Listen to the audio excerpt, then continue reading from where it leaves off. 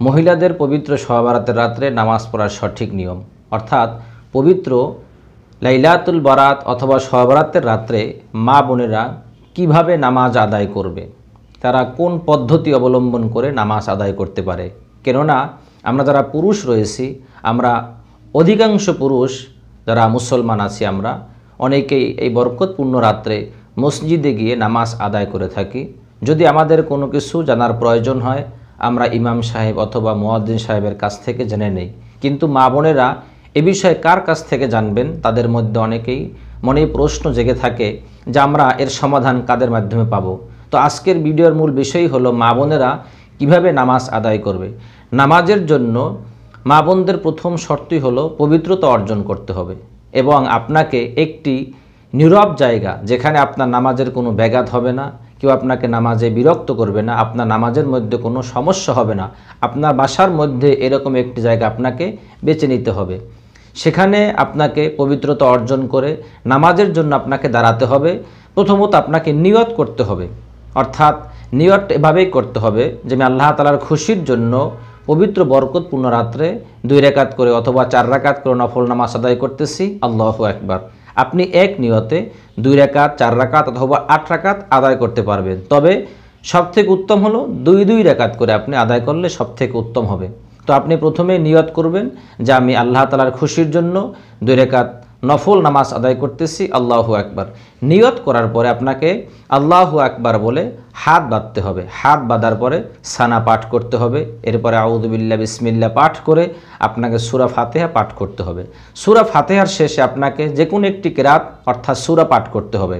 তবে সূরা পাঠের ক্ষেত্রে প্রথম রাকাতে আপনাকে একটু বড় সূরা তেলাওয়াত করতে হবে, দ্বিতীয় রাকাতে এর থেকে একটু ছোট সূরা তেলাওয়াত করতে হবে। যেন এমনটা না হয়ে যায় যে প্রথম রাকাতে আপনি ছোট সূরা তেলাওয়াত করেছেন, দ্বিতীয় রাকাতে এর থেকে বড় সূরা তেলাওয়াত করেছেন। এদিকে অবশ্যই আপনাদেরকে খেয়াল রাখতে হবে। এই নিয়ম আপনাকে নামাজ আদায় করতে হবে। তো কিরাত শেষ হওয়ার পরে আপনাকে রুকু করতে হবে। রুকুতে গিয়ে রুকুর তাসবিহ আদায় করতে হবে। রুকুর তাসবিহ শেষে আপনি সেখানে মাসনুন তাসবিহও পাঠ করতে পারেন, তাতে কোনো সমস্যা হবে না। যেহেতু নফল নামাজের ক্ষেত্রে রুকুর মধ্যে, সেজদার মধ্যে অথবা দাঁড়িয়ে মাসনুন তাসবিহ পাঠ করা যাবে। তারপর দাঁড়িয়ে আপনি তাসবিহ পাঠ করলেন, এরপরে সেজদায় চলে গেলেন। সেজদায় গিয়ে প্রথম সেজদায় আপনি সেজদার তাসবিহ আদায় করলেন, সেখানে আপনার মাসনুন যে দোয়া রয়েছে সেই দোয়া আপনি পাঠ করতে পারেন। অথবা আপনার যদি কোনো কিছু চাওয়ার প্রয়োজন হয় আল্লাহ তাআলার কাছে, নিজের গুনাহের জন্য মাপ চাওয়া, নিজের প্রয়োজনের জন্য আল্লাহর কাছে প্রার্থনা করা, নফল নামাজের ক্ষেত্রে সেজদায় গিয়ে আল্লাহর কাছে প্রার্থনা করা যাবে, তাতে কোনো নামাজের সমস্যা হবে না।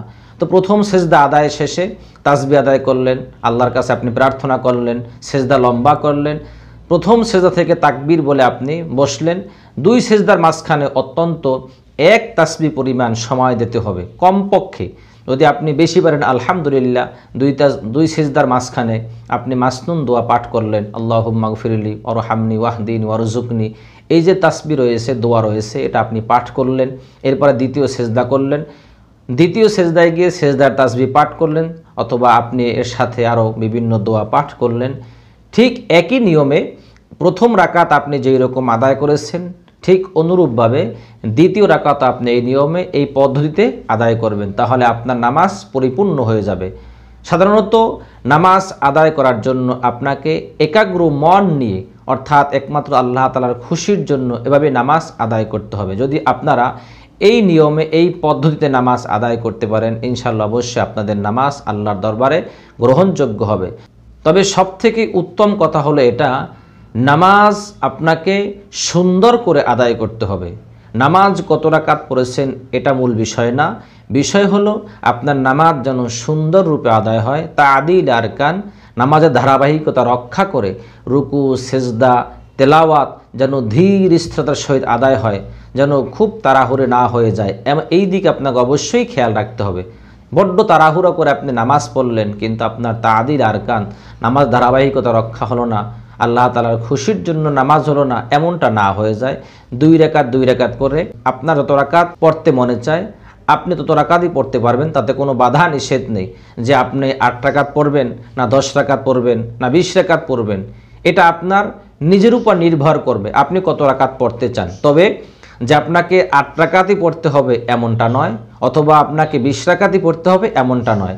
আপনার যত রাকাত পড়তে মনে চায় ঠিক তত রাকাতে আপনি আদায় করতে পারবেন। তবে বেজোর করে নামাজ পড়া যাবে না, অর্থাৎ নফল নামাজ আপনি 1 রাকাত অথবা 3 রাকাত করে আদায় করতে পারবেন না। আপনাকে 2 রাকাত করে অথবা 4 রাকাত করে আদায় করতে হবে। আল্লাহ তাআলা সকলকে সঠিক বুঝদান করুন। আল্লাহ তাআলা সকল মা বোনদেরকে এই পবিত্র বরকতপূর্ণ রাত্রে অধিক পরিমাণে নফল নামাজ পড়ার তৌফিক দান করুন। ওমা তৌফিক ইল্লা বিল্লাহ।